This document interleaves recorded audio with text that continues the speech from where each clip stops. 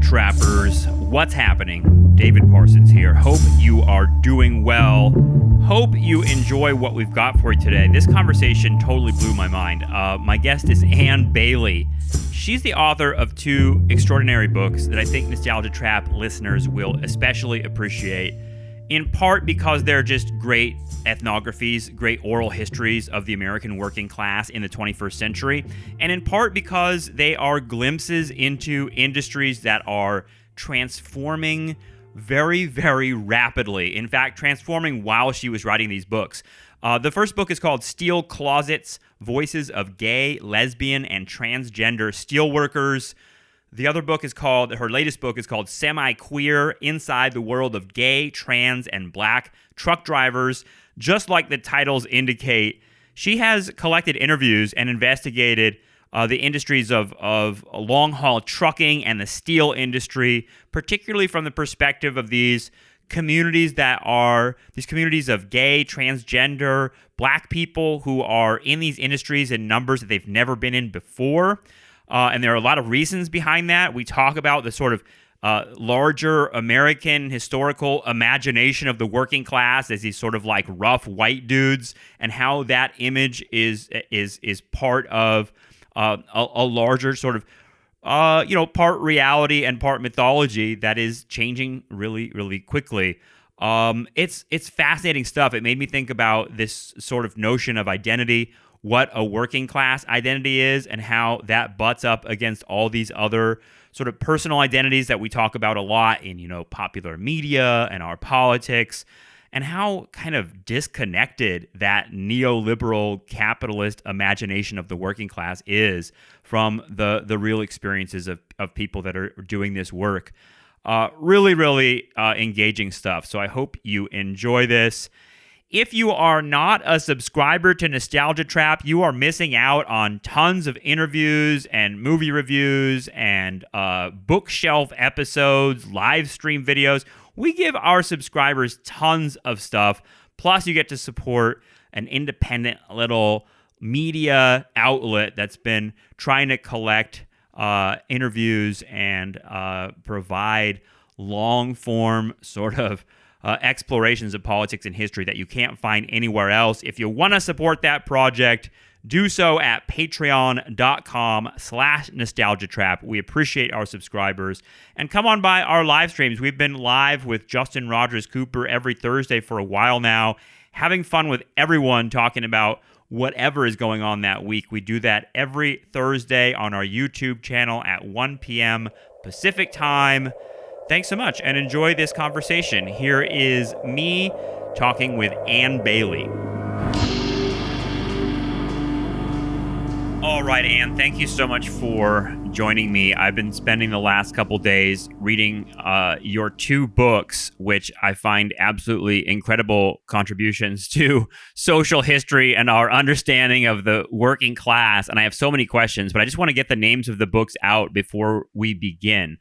Your two books are called Steel Closets, Voices of Gay, Lesbian, and Transgender Steelworkers. And your latest book is called Semi-Queer, Inside the World of Gay, Trans, and Black Truck Drivers. I just found a world of overturned assumptions and ideas in your stuff. But maybe we can just start by like kind of thinking about, I don't know, what made you want to write about working class spaces, because both of these books take place in very particular spaces, with one being the steel mill in this very insular kind of environment, and the other one being like the open road. And I feel like there's so much imagination sort of projected onto both of these spaces and experiences. But what made you sort of begin with the steel mills, I guess? I mean, there are a few reasons for that.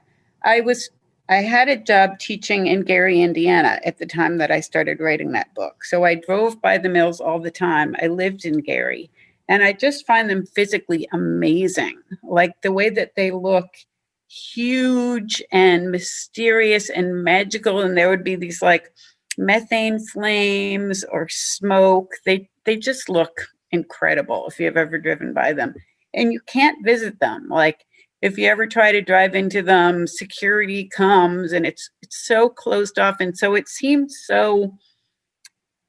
just seemed otherworldly. It seemed like from a different time. Mm-hmm. It felt like Dickens or something. I don't know. I was fascinated by the space of them.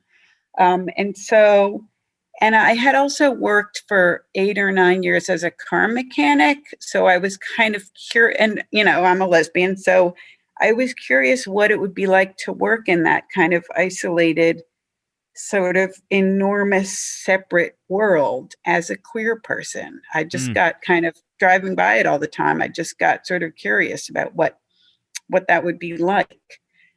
I'm sorry, I didn't mean to interrupt, but there's a great photo right at the outset of your book of sort of the U.S. Steel plant. I think it's the U.S. Steel plant, and it looks like a prison. And I can imagine the same, like driving by a place like that and thinking, wow, there's a whole world there that is right there, but I don't know what's inside. Yeah.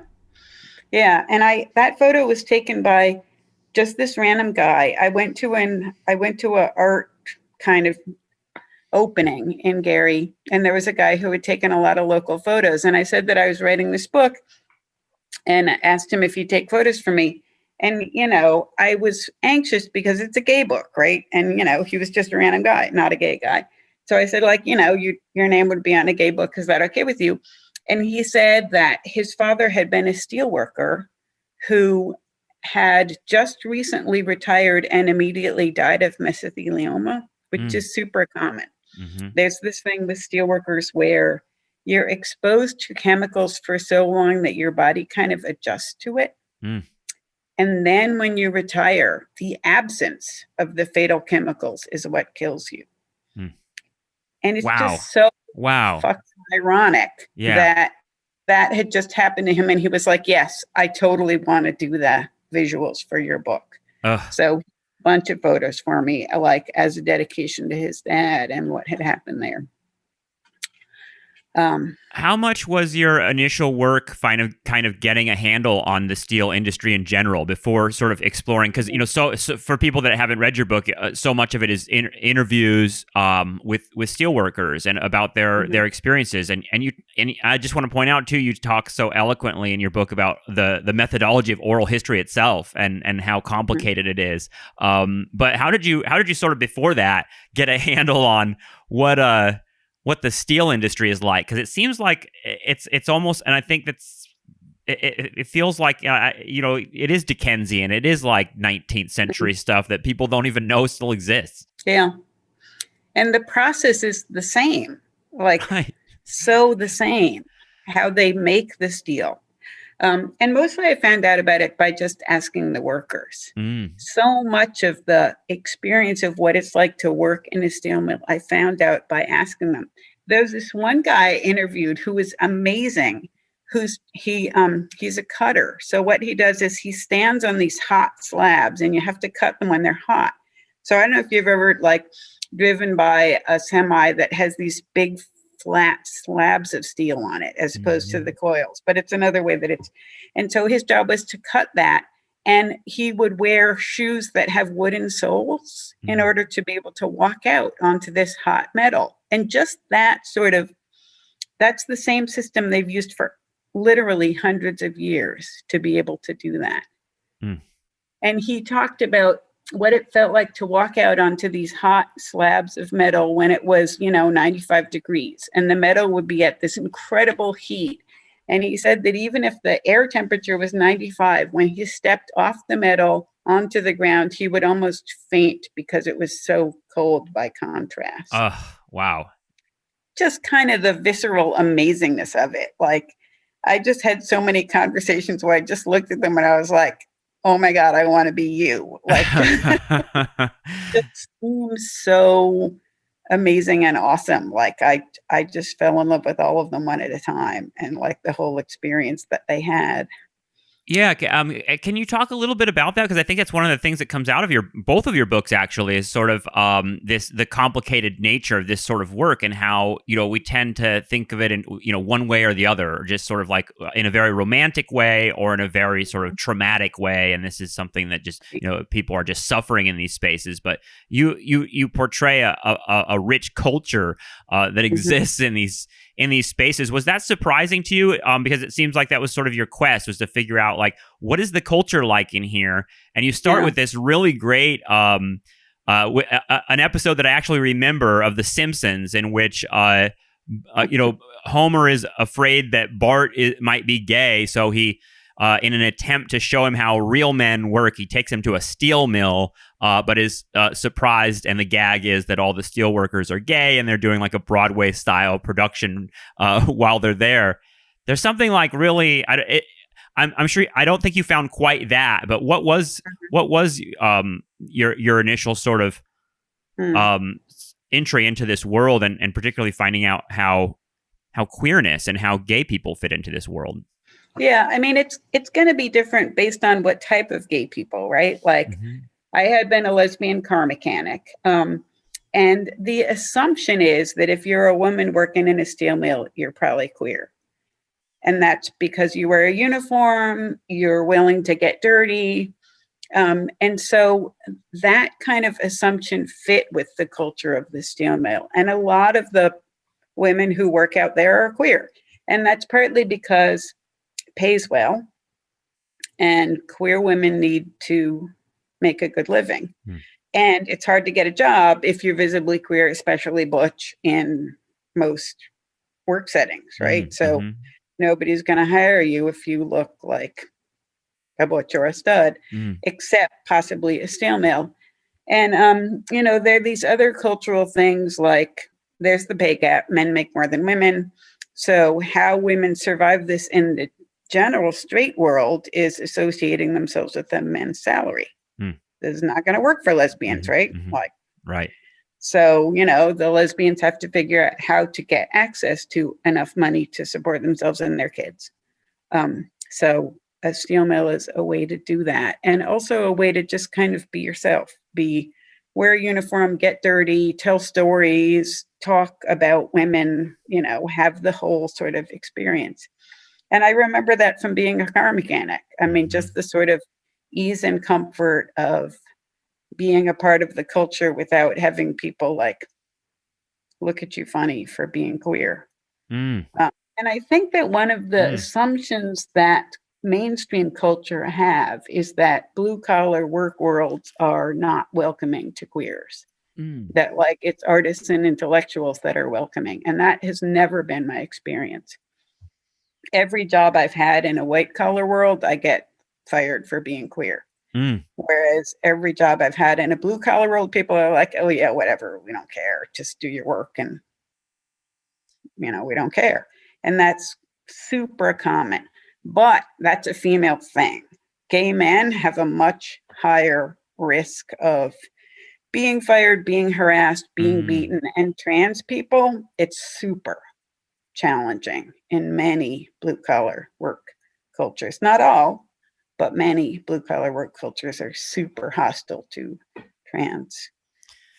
Yeah, I found that reading your book Semi Queer about trucking, which we can get into as well, because that felt like there were things. It's another space that I feel like I didn't understand a lot of the things that are changing about that industry really rapidly. Maybe you can talk a little bit about that, because it seems like that resonates with me in the sense of in my early life, starting as a teenager, working at a farm, and then working in a lot of I don't know, like shipping centers and backs of restaurants and things like that. That's the first place I really encountered and outwardly gay people who were out. In other words, I mean, I was raised in the late 80s and early 90s. It was still a really closeted period of time, and I come from a conservative suburbs. I'm sure I encountered gay people before that, but it was in the workspaces that I really felt like I was socializing with that community of people. And that resonates with me in thinking about the trucking thing, because it seems like what you're saying is gay people, trans people especially, are trucking at rates that have never been before. Mhm. Why is that population in the trucking industry now? I mean, there's a bunch of reasons. Similar to the steel mills, no one else will hire them. So if you're, in particular, if you're a trans woman, you are visible. So, clockable, identifiable, there's no way to hide it, especially if you're poor and don't have health insurance and don't have access to sort of the electrolysis, facial reconstruction, voice box, shaving, all those kind of things. You're going to be visible. And you probably want to be visible. I mean, most of the trans women that I interviewed are not about being stealth or hiding. They're about being trans, and they're not trying to hide it. Right. So finding work is really difficult, and trucking work will hire you. It's not always going to treat you well, but it usually does. And you're never the same place particularly often. So even if things go bad, you're moving. And the thing about trucking that was fascinating to me as I learned more about it is that movement, the constant movement, fits super well with trans and queer ways of being in the world, right? Like thinking about your gender or your sexuality or the inter sort of connection between them as something that's always changing and always moving and never fixed. And that constant moving of being on the road just fits really well with that. So a lot of people who had felt like out of sorts and never like the world and them were just in conflict all the time. When they get in the truck, they're just like, oh, I get to just keep moving. This, I can now just relax into it. And this is who I am. Yeah, it's that's that romance part of the job. That it's funny because I always just people I think in the United States associate that with a white male like libertarian sort of image. That's the image in the American imagination of the trucker. But it seems like a lot of other types of people want to seek that kind of freedom too. Yeah, definitely. Especially people who can't find another place to kind of put down roots comfortably. So many trans people are exiled from family, and finding a connection that is meaningful to them is therefore that much more important. Yeah, I mean, I started trucking because I lost my job and I needed work, but I stayed doing it because it is so, I mean, a thing about blue collar jobs that I think gets not appreciated enough is the sort of thrill of risk. So many jobs that people do every day are just so boring. So boring. Yeah.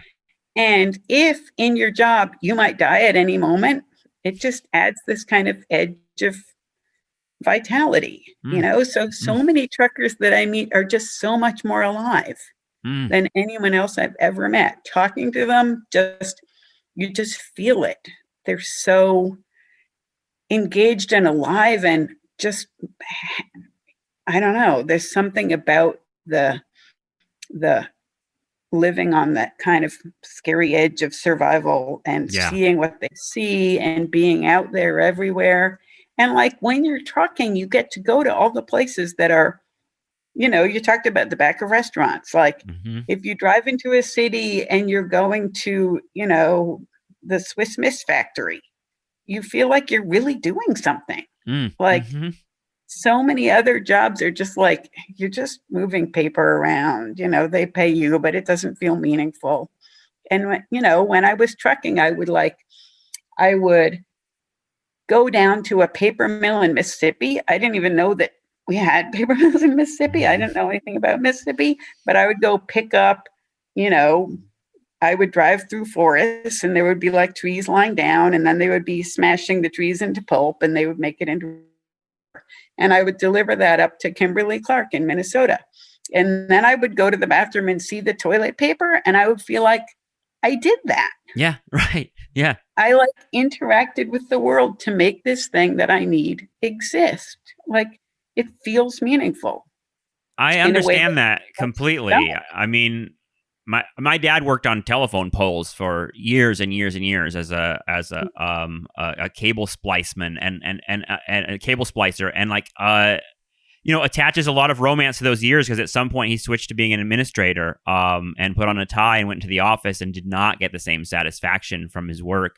But I'm wondering, because you have such nuanced takes on this stuff. I'm wondering, like, how do you balance the sort of romance of the working class being like in those jobs where they're satisfied making stuff, with the stories of being basically poisoned by their work and dying when they're done with it. How do we reconcile that? Because it seems hard, especially, apart from all the left wing sort of like politics of it, it's just, God, it's a tricky thing to think about. Yeah, the jobs are so dangerous, both in terms of immediate like accident death and slow, insidious chemical death. I mean, the amount of truckers that I interviewed, 66 truckers. I published the book a few years ago now, but even before it came out, 4 of them had died. And it just kills you thinking about the amount of, diesel fumes they're exposed to, And not only that, but can you talk a little bit about the electronic monitoring that seems like it's pressured them to... It's told that's something that I had. I think people that don't think about trucking very much, beyond seeing trucks everywhere all the time, understanding like what's gone on, because there are new rules in trucking, and reading that part of your book was really eye-opening to me. Not only that, you were describing how this stuff is still changing like right now. I mean, this is like a very rapidly evolving set of regulations. Yeah, autonomous trucking is also happening with the speed that we don't know anything about. Yeah. Wow. So the amount of surveillance that is part of modern life usually goes unnoticed, right? Surveillance wants to go unnoticed. It wants, there are video cameras everywhere now, everywhere that you go. And usually you just kind of tune them out because we don't like to feel observed that much. But the lower you get on the status chain of workers, the more aggressive the surveillance culture can be. And you have to take it because you have to have the job.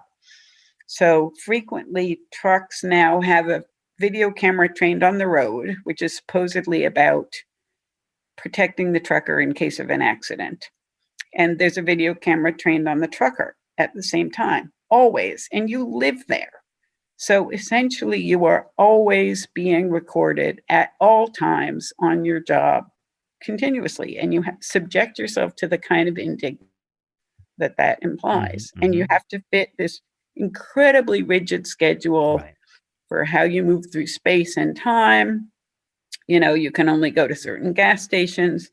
The amount of kind of micromanagement of trucker schedules. So it used to be that the government managed freight, said what could go where and how much it costs to transport it. And then under the guise of deregulation, Reagan policy, trickle-down neoliberalism, the government stopped managing that and left it to the free market, right? And started instead managing people.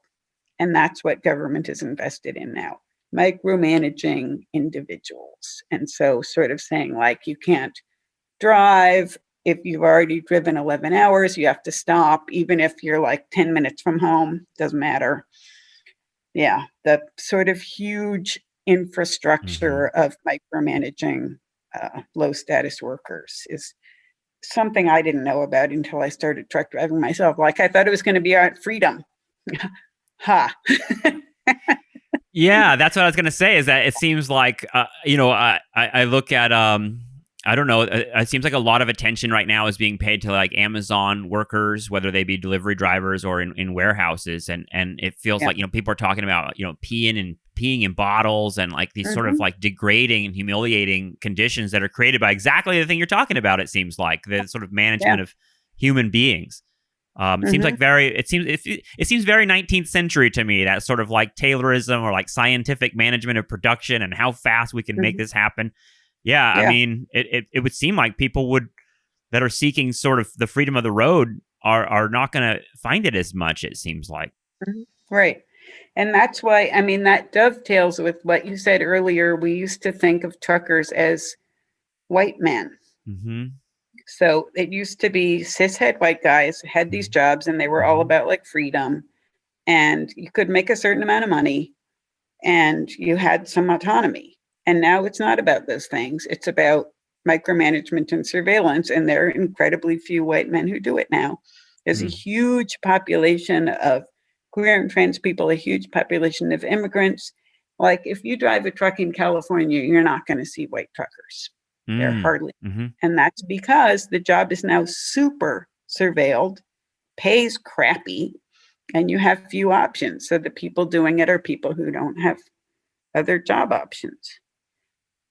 And it's and marginalized communities, one way or the other. Yeah. Sikhs, tons of Punjabis. Yeah. Somali, they're huge communities of people who learn about trucking and get trained in it and have communities out there. It's funny that to think about the how that changes the conversation in those spaces. I mean, we talk about this word like, you know, identity politics and the sort of like wokeness and all that sort of thing. And I wonder like what it looks like in those spaces, because I feel like I'm like you in some ways that, you know, I pursued a PhD and I entered academic spaces as a person that coming from families that were very much not academic families and ended up, you know, being this sort of split personality where I'm like, what am I? Because, you know, I don't really fit in either space really anymore, because now I'm the academic. But in the academic spaces, I feel like many academics, quite frankly, looked at me as white trash. And that sort of split is interesting to me, and it seems like something that you've experienced as well, or at least witnessed, this sort of like difference between these what you call like the artisan spaces, or I don't know what we call the professionalized sort of class. But I wonder how identity politics courses through working class spaces. That's what I'm kind of. I mean, I rode along with a lot of truckers. So I trucked myself briefly, but I didn't keep doing it. I got laid off for reasons super common for truckers, but I was obsessed by then. And I just convinced a lot of truckers to let me just hop in and ride with them. So I witnessed just huge amounts of trucking as part of my book research. And one thing you'll find is truck stops that are for particular cultures. So they'll be like, oh, that one's, you know, don't go there. That's a Punjabi truck stop. And it's about the food. It's about being comfortable there. But a story that cracked me up that came out after the book is one of the trans women that I interviewed called me and said that she had gone to a truck stop bathroom in Utah, which is not queer friendly space, right? Like I felt awfully visible in Utah. So, you know, she's going in this bathroom. She's feeling a little nervous, but, you know, got to go to the bathroom. So she goes into this bathroom in a truck stop in Utah. And as she's standing at the sink, it gradually hits her that all the women in that truck stop bathroom are trans. Like wow. She can. And so she said it turned into this like automatic support group where they just like huddled together and spent like hours talking about being a trans trucker out there. So that's not like planned identity-centered space, but if you have enough density, you're going to get community, even if it's just accidental like that. And she just called me so thrilled that she had had this kind of bonding experience out there in Utah. And, you know, it feels better if it's somewhere you don't expect it.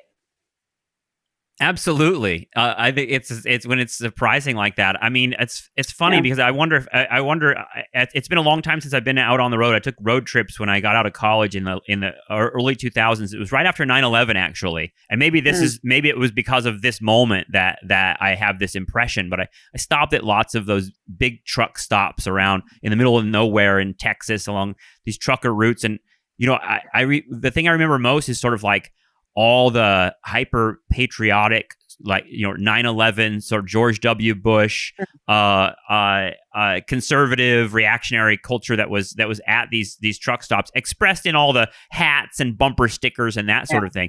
And I began to think, oh, you know, that formed my impression of like, oh, well, it contributed to this idea, I think, that, okay, well, certain working class populations are just a bunch of reactionary white guys with very conservative politics. But Mhm. your book is an entryway into like sort of, I think, breaking up some of those assumptions. But it seems like that's changing. That's changed even since 2001. Yeah. Yeah, I mean, it is changing. I interviewed a bunch of kind of trans and queer and Black liberal-minded truckers who are like vegan and a lot of intersex people Mm-hmm. out there kind of being alternative in public trucker space. But I also interviewed a ton of Trump supporters. Mm-hmm. I interviewed huge amounts of people who had Confederate flags in the back of the truck. Most of the people that I interviewed had a loaded gun on their person at the time. Some of the conversations felt super threatening. And these are queers, right? These are not like cis white straight men. What was their And support of Trump about?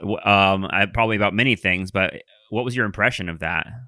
of them still support Trump. Yeah. Nothing shows that. Yeah. And principally, that's because the Democratic establishment has been so harmful to truckers for such a long time. So the original legislation that did the micromanagement transition from regulating freight to regulating individuals was signed by Carter. And Clinton and Carter and Obama have all contributed to the huge rise in neoliberal regimes of micromanaging workers, right? Mm-hmm. Like the Democratic Party has not had a pro-worker stance in our lifetime. I mean, just hasn't. Yeah. And truckers know that. And people look at them and say, why don't you vote in your own best interest? And they're like, you know what? You have no idea what my best interest is, and you don't care. And so, I mean, they were responding to. Are they turned off by the sort of neoliberal language of, because it seems like the neoliberal language and, you know, the Democratic Party especially is very now like rainbow flagged and outwardly pro-gay. Do they see through that? Do they feel it's like a ruse? Totally. Yeah. Yes. Yes. And it's a ruse that specifically harms them.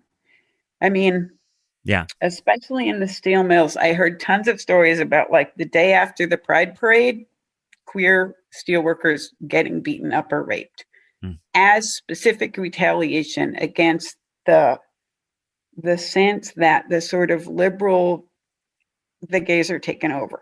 And this was in steel mills in which gay people had been absolutely accepted, out comfortable in the 70s. So when that gets associated with the Democratic establishment, that's when it becomes a blue collar problem. Wow. And that the same thing happened with when gay marriage went through. And gay marriage did not help anyone that I've ever interviewed because they live in states where you're going to be fired if you come out. So like they're not going to tell their employers that they just got married in order to get health insurance. Like they're going to lose their job instantly.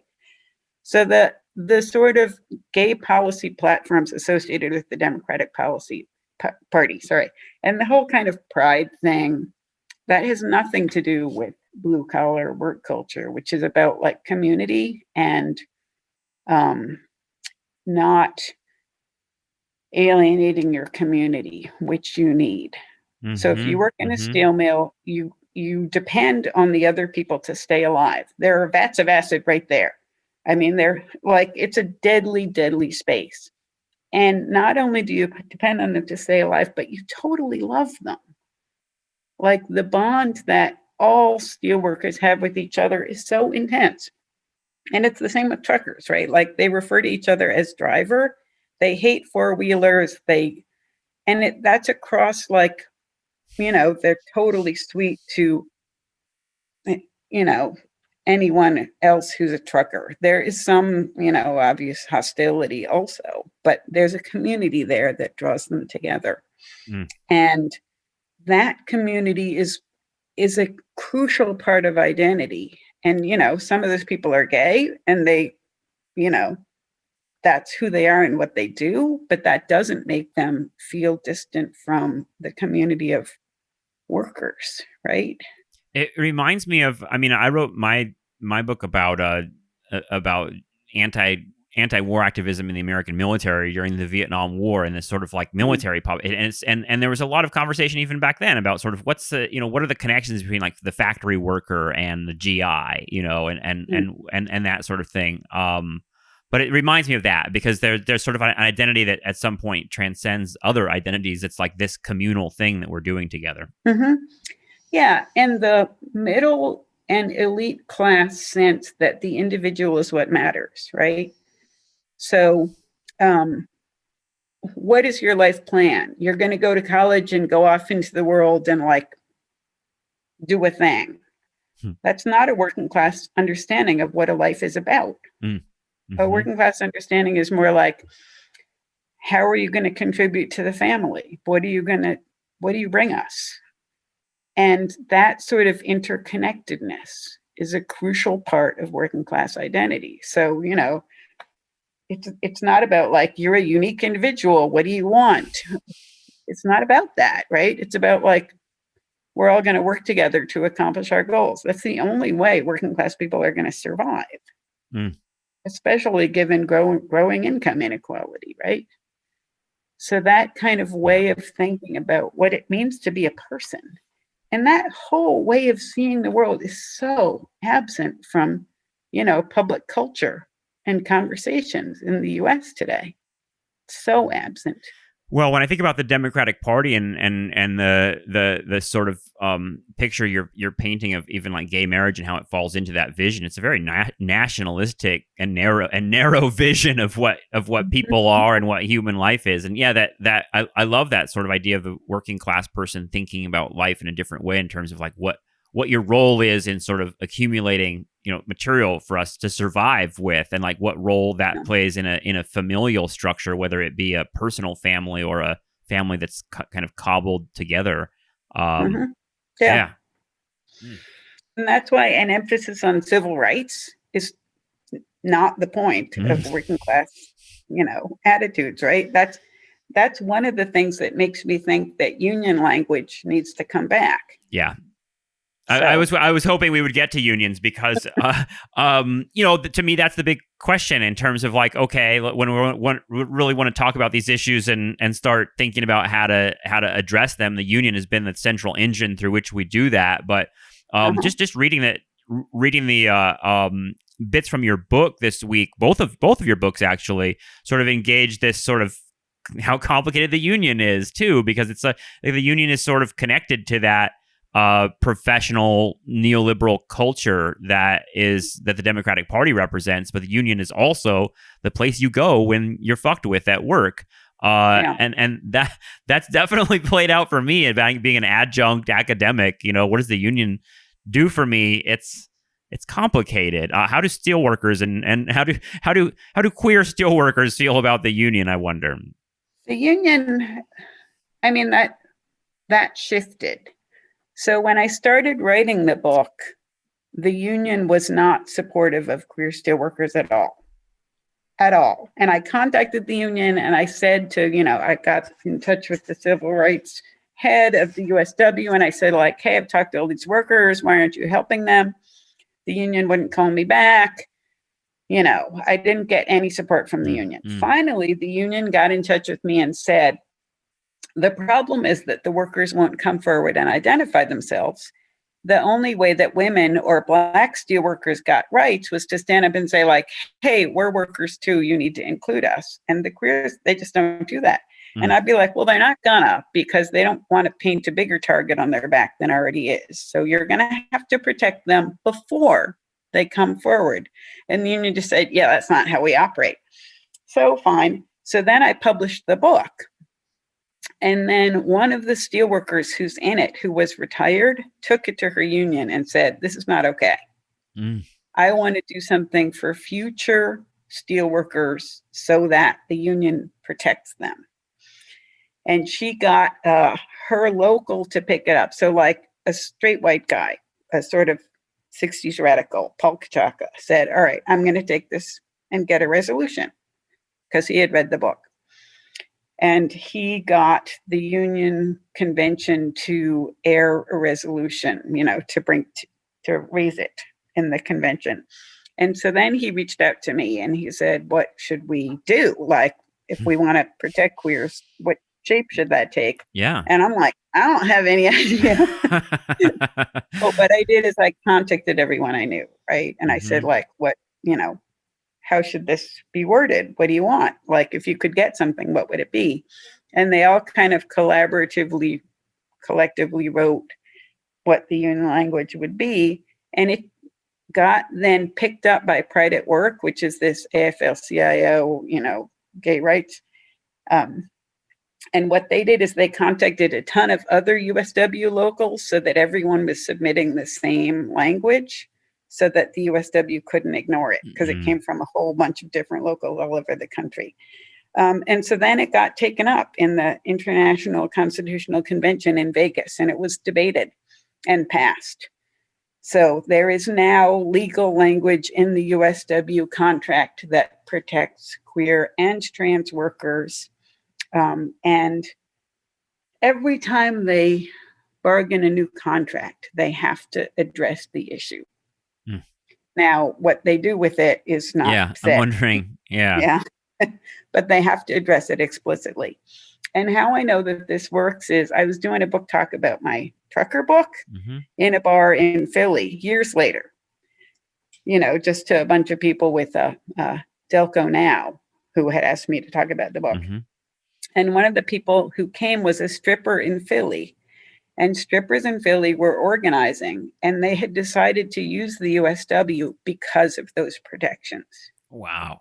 Because, tons of strippers are queer. Sex work in general is a super queer occupation. So they wanted a union that would acknowledge and protect them. And they had picked the USW.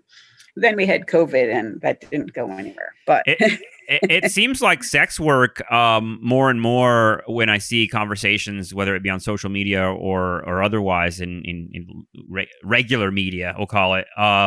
It seems like it's a frontier for thinking about the issues we're talking about right here, which is, sort of like, what is a worker and what rights do they have? But also, I don't know, it's something that totally confounds me in terms of thinking about, I guess it's just the engine of change in a democratic society or something. But it seems like that, how do you reconcile the individual needs, of people that have, particular needs at work and particular rights that they need to address it with that communal structure that we're building that you talked about earlier, where we all sort of like drop all those individual needs and come together, because it seems like it defaults, right? Like it's sort of like in the military and maybe in steel mills too, it defaults to a sort of like very, like you describe it as like a macho sort of space. But it seems like by saying like, well, we're going to drop our individualism and sort of achieve some collective goal, whether it be steel or trucking, we have to drop that. But at the same time, we do have individual sort of needs. No, because what you're saying in a union mentality is we are not going to count something as progress unless it's available to everyone. That's all that a union says, right? So the thing that bugs me about queer activism in the US is we don't say that, and we need to.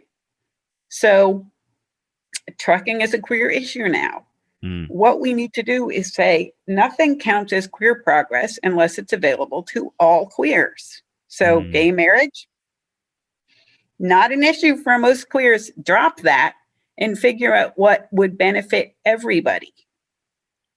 So that would be something like workplace protections would benefit, more queers considerably than gay marriage. So just that way, and that happens in the workplace all the time. If truckers were more widely unionized, and truckers used to be unionized and now aren't. So now 15% of truckers are in a union. Almost all truckers are not. Wow. But if they were widely unionized and they said, like, what would benefit all truckers? That would be something like the ability to have more control over your time clock.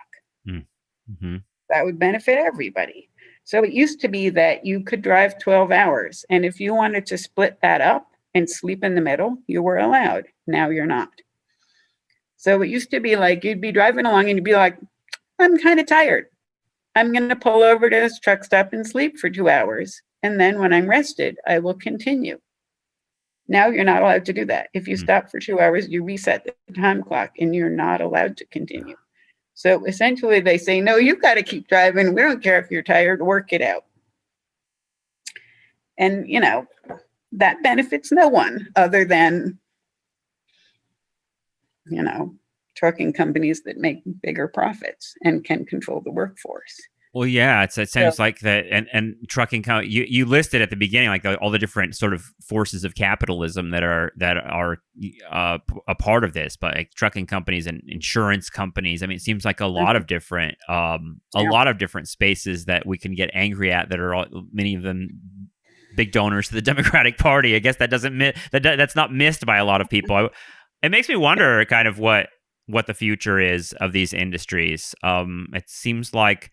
In terms of steel, it's a 19th century sort of way of doing it, but it seems like at the same time there's a move towards a sort of green capitalism or a green a Green New Deal. I wonder. I mean I don't know if we know the answers to it. I'm just kind of thinking out loud, right. Sort of like what is the future of the steel industry? Because it seems like it was part of what you're writing about is flux. That's happening so quickly, and that's part of why we're sort of able to see this population and this population have a particular power within it. Mm-hmm. Yeah, I mean, steel workers and in general, blue collar people are generally very environmentally focused. And that's because they're the people who die from cancer. Mm-hmm. Mm-hmm. So, the corporate capitalists who own steel companies are not environmentally focused. They want profit. But the workers know that that profit shouldn't come at the expense of their lives or the health of their children who live in cancer clusters. So, the way that the working class has been tarred as non-environmental because they want to keep their jobs, that's just because corporate head honchos want to keep their profits, right? Like it's possible to keep those jobs without exposing people to dangerous chemicals. I mean, there was this environmental activist in Gary who told me a story about the EPA visiting the mill and saying, we've seen a bunch of crap in the Little Calumet River. We think it's coming from your mill. We want to investigate. And the management was like, oh, that's not coming from us. Don't worry. And led them to see things that were not where it was leaking and, made the EPA go away. But a worker who had overheard the conversation called and said, come in the middle of the night and I'll show you what they're doing. And led the EPA to show where they were dumping in the Little Calumet. So, it's not workers that are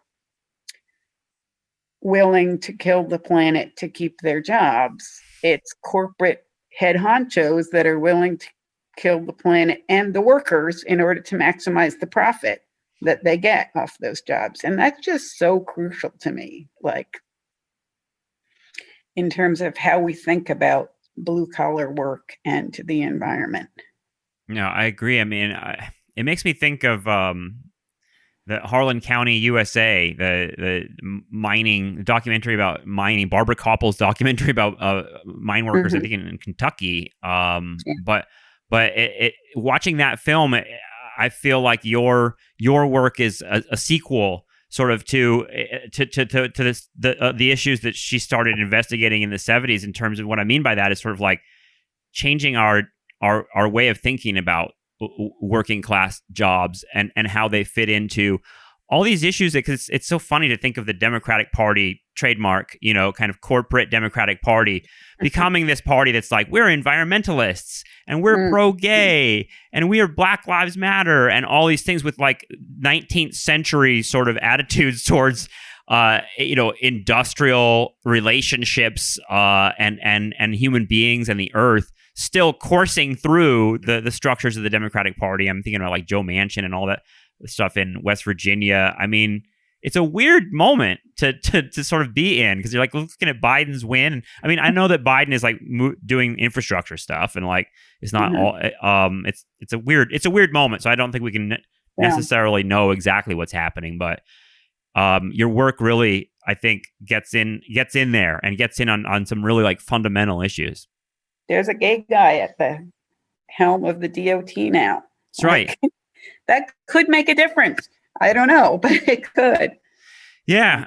I just one more question before I let you go, which is about academia and how you've navigated that, because it's something that is tricky for me, and it's job market has just kind of collapsed in terms of like tenure track jobs and things like that. But I'm sort of like working as the sort of like, I don't know, the proletariat of the professor class, which is teaching 5 jobs at 4 different institutions. And that part of me is like, I might as well be, working as a trucker or working some other job. I've had that thought many times, and I feel actually like close to that. But it seems like you've been on both sides of that in some ways. And how have you navigated academia? And is it something you see yourself moving towards? Or I really believed that I was going to make an academic job work out for myself until about 2.5 years ago. I thought that if I just published enough and taught well enough, academia would acknowledge the value of my work. No, they don't. They won't. So I left, and I now work as a labor organizer working with adjunct faculty in St. Louis. So, you essentially, that's what I do all day long now, is I call up adjunct faculty and get them to tell me what their work situation is like, and try to convince them that if we join together, we can make that better. And that's what I do all day long. And it's hard and the pay is crappy, but it feels real to me in a way that, like, so much of the academic labor that people do now is about duplicating the class system. So if you're working at an elite institution, your job is to give people the A's that they believe they deserve. And if you're working at a low status college, your job is to try to stay alive and tell people that they need to work harder. And I just got disgusted with that whole system. And I feel like some vision of union activism needs to transform the academic job market if it's going to keep any foothold. Like, all of the people in tenure track jobs need to realize that they're depending on adjuncts and have some accounting of what that means, and challenge the institutions that pay them to change how this is structured. Because adjuncts are teaching 75 to 80% of classes in the US and getting paid crap and having no continuity. And this is, we're usually better faculty, right? But students have no continuity, right? Like, students would come to me and say, can you write me a letter of recommendation? And I'd be like, oh, honey, you don't want one from me. Like, oh, that's very identifiable. And it's sort of heartbreaking and weird. And I'm almost like, how much time do you have when the student asks that? Because I'm like, I have to describe like my whole career situation and all this political economy. But the bottom line is, my letter means nothing to you. And, part of the thing I'm doing on this podcast is trying to highlight scholars' work that the Academy ignores. Because it's at this point, it's just insane how much research and work and revelations we're missing. We're missing because those scholars are dropping out and totally overworked, and their work isn't highlighted. And it drives me crazy. I thought I published a book. I thought class is key there, right? Like, how many times do I read a cool new book where someone's talking about what working class experience means and is, and I go Google them and they don't have a job?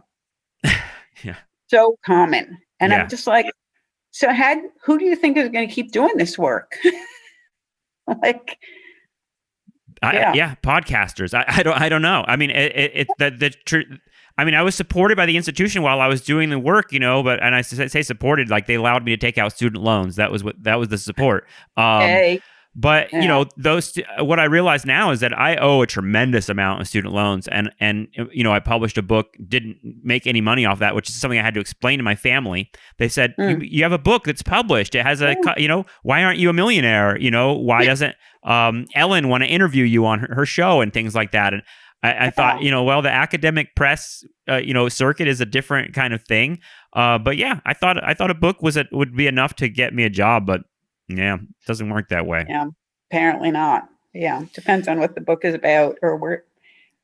We just read an article all over the internet that said professors are the children of professors. And I'm like, yeah, we all know that. That seems true. Yes. Yes. Yeah. I wish I had known that. Yeah. It really makes you think a lot about sort of like what a job is. And your books make me think a lot about that too. I'm 57. You don't want to know how much student loans I still owe. Like way more than I ever borrowed, because you know how student loans work. So yeah, I will never pay those off. They're going to die with me. I'm cool with that. But yeah. Oh, that's another conversation entirely. You're gonna have to call me up, and I'll tell you more adjunct horror stories if you want. But I feel the same way about my student loans. It's an insurmountable sort of number, and I don't think of it as ever. It's not. It's a joke, sort of. It's actually like a sort of weird Kafka-esque joke that exists in the back of my subconscious that pops up every now and then. Oh yeah, I owe hundreds of thousands of dollars to the U.S. government. Because COVID, we don't have to pay right now, so it's kind of like a little break. But I'm loving it. Yeah, I know. I'm scared about that. I'm hoping Chuck Schumer puts some pressure on Joe Biden. I don't know. It's a weird moment. It seems like they're very much trying to do a lot of economic stuff, but again, it seems really early. So a lot of it's COVID. Yeah. Thank you, Anne, so much. This was a really fun conversation. Oh, it was a great conversation. Thank you. I really enjoyed it. All right, that is going to do it for today. I want to thank my guest, Anne Balay. Go check out her books, Steel Closets and Semi-Queer. They cannot come more highly recommended from Nostalgia Trap. And if you like our show, please think about subscribing. We are totally listener supported. You can do that at patreon.com/nostalgiatrap and get access to all of our bonus material. We really appreciate it. Thank you very much, and we'll talk to you very soon. Okay, see ya.